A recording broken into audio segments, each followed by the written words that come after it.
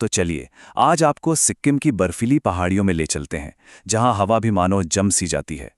वहां एक ऐसी कहानी है जो जिंदगी और मौत की सरहदों को भी नहीं मानती। ये कहानी है एक ऐसे सैनिक की जो शहादत के बाद भी आज भी अपनी चौकी पर तैनात माना जाता है। एक सवाल जो अक्सर हमारे मन में आता है, क्या ये मुमकिन है? क्या कोई सैनिक मौत के बाद भी अपनी सरहद की हिफाजत कर सकता है? सुनने में अजीब लगता है ना? चलिए आज इसी अविश्वसनीय दास्तान की परतों को खोलते हैं। और बात सिर्फ हमारी श्रद्धा की नहीं है। शायद सबसे हैरान करने वाली बात तो ये है कि जब सरहद पर भारत और चीन के बीच मीटिंग होती है, तो चीनी सेना भी उनके सम्मान में एक कुर्सी हमेशा खाली रखती है।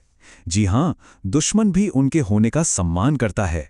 तो हम बात कर रहे हैं भारतीय सेना के अमर संतरी कैप्टन बाबा हरभजन सिंह की। एक ऐसा नाम जो श्रद्धा, रहस्य और देशभक्ति का एक जीता जागता प्रतीक बन चुका है। तो आखिर ये बाबा हरभजन सिंह हैं कौन? देखिए, वो भारतीय सेना के एक जांबाज सिपाही थे जिनकी 1968 में एक हादसे में मृत्यु हो गई थी। लेकिन मान्यता ये है, विश्वास ये है कि उनकी आत्मा आज भी वहां मौजूद है, अपने साथी सैनिकों की रक्षा करती है और सरहद पर पहरा देती है। अब इस पूरी कहानी की, इस पूरी किंवदंती की जड़ें एक बहुत ही दुखद हादसे में छिपी हैं। तो ये समझने के लिए हमें थोड़ा सा समय में पीछे जाना होगा, उस रात में जिसने सब कुछ हमेशा के लिए बदल दिया। बात है साल 1968 की। जगह थी पूर्वी सिक्किम का बेहद मुश्किल और दुर्गम इलाका नाथुला दर्रा। वहीं पंजाब रेजिमेंट के एक नौजवान सिपाही हरभजन सिंह एक दूर दराज की चौकी पर तैनात थे। अक्टूबर का महीना था और एक दिन एक बहुत ही दुखद घटना हुई। हरभजन सिंह खच्चरों के एक काफले के साथ रसद यानी सप्लाईज ले जा रहे थे। तभी अचानक उनका पैर फिसला और वो एक गहरी खाई में जा गिरे। नीचे एक तेज बहता हुआ नाला था जो उनके शरीर को अपने साथ बहा ले गया।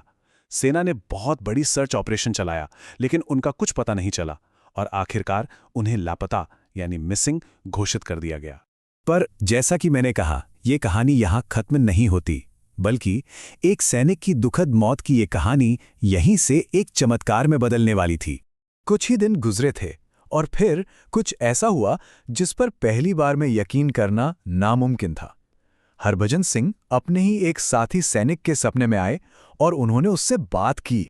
सोचिए, सपने में आकर उन्होंने न सिर्फ ये बताया कि उनका पार्थिव शरीर ठीक किस जगह पर मिलेगा, बल्कि उन्होंने अपनी एक इच्छा भी जाहिर की कि उनकी याद में एक समाधि बनाई जाए। अब जाहिर है, पहले तो किसी को इस बात पे यकीन नहीं हुआ। ये सब सपने की बातें लग रही थीं।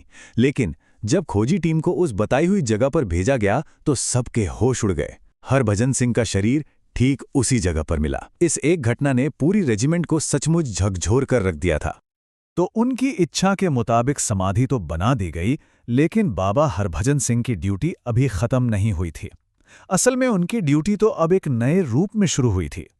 जल्द ही सरहद के दोनों तरफ से उनकी मौजूदगी की खबरें आने लगीं। हमारे भारतीय सैनिकों ने बताना शुरू किया कि कैसे उन्होंने कई बार रात के घने अंधेरे में एक घुड़सवार फौजी को उन मुश्किल रास्तों पर गश्त लगाते देखा है। और सबसे दिलचस्प बात, ये दावे सिर्फ हमारी तरफ से नहीं थे।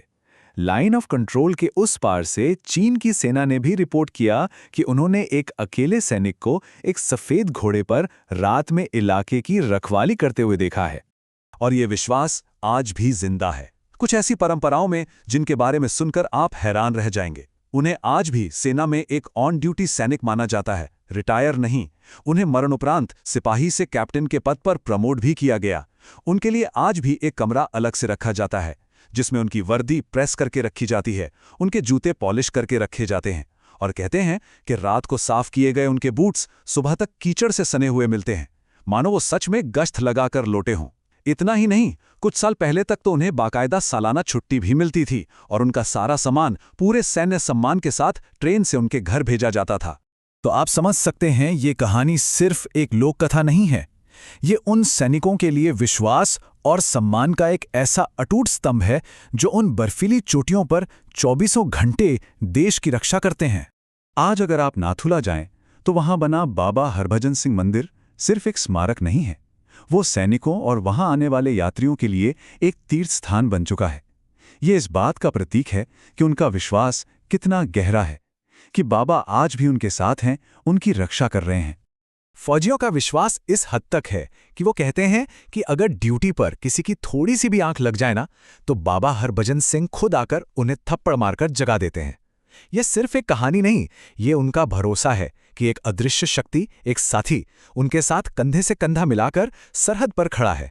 तो आखिर में सवाल वहीं आकर रुक जाता है, ये क्या है? क्या ये देशभक्ति का वो जज्बा है जो मौत की सीमाओं को भी नहीं मानता, या फिर ये हिमालय का कोई ऐसा चमत्कार है जो शायद हमारी समझ से बिल्कुल परे है? इसका जवाब शायद विज्ञान में नहीं, विश्वास में ही कहीं छिपा है।